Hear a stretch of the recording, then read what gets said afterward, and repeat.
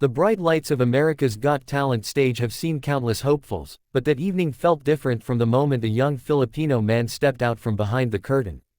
His name was Rafael Cruz, a 26-year-old singer from Manila who had traveled thousands of miles with nothing but a suitcase, a dream, and his late father's old Elvis Presley cassette.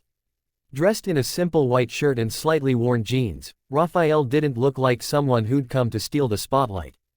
Yet, when he smiled nervously at the judges, something about his sincerity silenced the audience. Simon Cowell adjusted in his seat, curious. Heidi and Sophia exchanged glances, sensing a story before a single note had been sung. When Terry Crews announced his name backstage, his voice trembled slightly, not out of fear, but from the weight of the moment.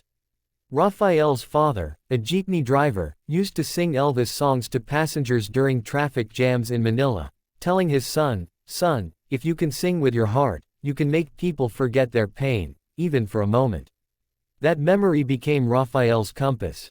Now, as he faced a massive international audience, he whispered to himself in Tagalog, "Para sa'yo, Papa, for you, Dad." The music track began to play, the iconic guitar riff of "Can't Help Falling in Love," and the crowd fell into a hush so deep you could hear his first breath echo across the theater. From the first word, it was clear this wasn't just another cover, it was soul poured into melody. Rafael's voice was deep but velvety, carrying the warmth and longing of someone who had lived every word he sang. The tone was hauntingly familiar, echoing the spirit of Elvis himself, yet there was something fresh, almost angelic, in how he shaped each note. The camera zoomed in on Simon's face, eyebrows raised, jaw slightly dropped, his usual composure replaced by genuine astonishment. The audience didn't move. Even the chatter from the back rows vanished. As Rafael hit the first chorus, his voice cracked, not from strain, but from emotion, and that imperfection made it more real. Somewhere near the front, a woman dabbed her eyes. The song seemed to reach into every heart in the room. When the bridge came, he closed his eyes and lifted his hand toward the sky, almost as if channeling his father's spirit. The subtle tremor in his voice carried a power no microphone could filter. It wasn't just singing, it was storytelling. It was grief, love, and hope dancing together in one human moment.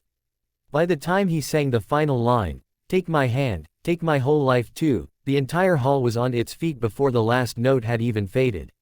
Simon Cowell, the man known for his poker face and cold critiques, was speechless.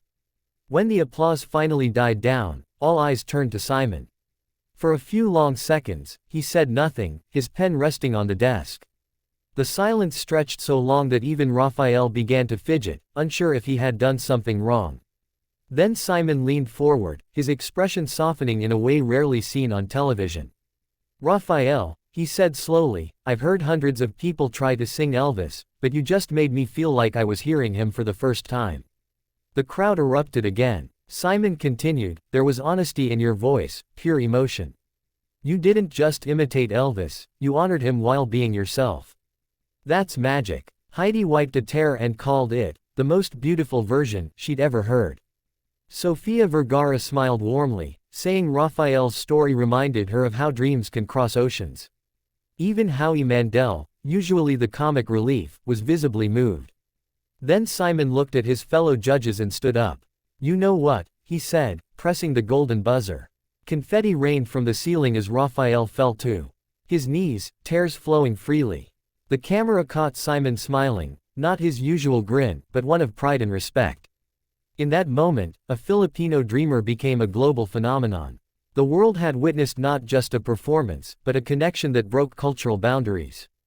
It was proof that music, when sung from the soul, speaks every language. After the show, backstage cameras followed Rafael as he tried to process what had just happened.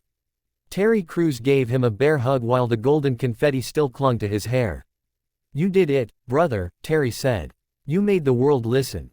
Rafael could barely speak. He shared through tears that his father had passed away 3 years ago from a heart condition. They used to sing together in small community events, dreaming that one day they would perform in front of millions. "He used to tell me," Rafael said softly, "one day, Anik, when you sing, sing like I'm there with you. And tonight, I felt him beside me." That clip went viral within hours. Social media exploded, fans from all over the world shared his audition, praising not only his voice but the humility and heart behind it. Filipino communities across the globe filled comment sections with pride, saying, "Mabuhay ka, kabayan." News outlets replayed the performance again and again, calling it one of the most emotional auditions in AGT history. In interviews, Simon admitted that Raphael's voice reminded him why he started judging talent shows in the first place, to find something raw, something true. For Raphael, it was never about fame, it was about giving life to a dream shared between a son and his father, and through Elvis's timeless song, he did just that. The golden buzzer moment changed everything for Raphael. Invitations flooded in, morning shows, radio interviews, and international collaborations. But through it all, he remained humble. He continued performing at Filipino cultural events, always thanking his community for lifting him up. During the AGT semifinals, he sang "Suspicious Minds," reimagined with a soulful acoustic twist that once again left Simon in awe. Fans described it as Elvis meets heaven. Yet Raphael often said his biggest reward wasn't the fame, but the letters he received from people worldwide, from soldiers, widows, and even children, telling him his performance helped them heal or believe in their dreams again. When asked how he stayed grounded, he'd smile and say, "I just remember my father's voice. He told me, music isn't about showing off, it's about making someone feel less alone." That philosophy became his compass through the storm of fame. Each song, each stage, became a prayer of gratitude, for the journey, for his father, and for the music that connected them across time and distance. Months after the AGT finale, Raphael returned home to the Philippines for the first time since his audition. The airport was packed, fans waving flags, children holding signs that read, "Our Elvis from Manila." He was invited to perform at Luneta Park, where his father once sang to passers-by. Standing on that open-air stage, under the same Manila sky he had looked up to as a boy, Raphael sang, "Can't Help Falling in Love," once more. This time, the crowd joined him, thousands of voices merging into one melody that echoed across the city. As he looked up, tears filled his eyes. "We did it, Papa," he whispered. In that moment, it wasn't about Simon Cowell's astonishment or global fame, it was about a son keeping a promise. The performance became a viral symbol of hope, showing the world that greatness can come from the humblest places. Raphael's story was more than just an AGT highlight, it was a reminder that when passion meets purpose, miracles happen. As Simon later said in a special feature, "There are singers who impress you, and then there are singers who change you." Raphael was one of those. And so, the legend of the Filipino who sang Elvis and made even Simon Cowell believe again continued to inspire millions, one heartfelt note at a time.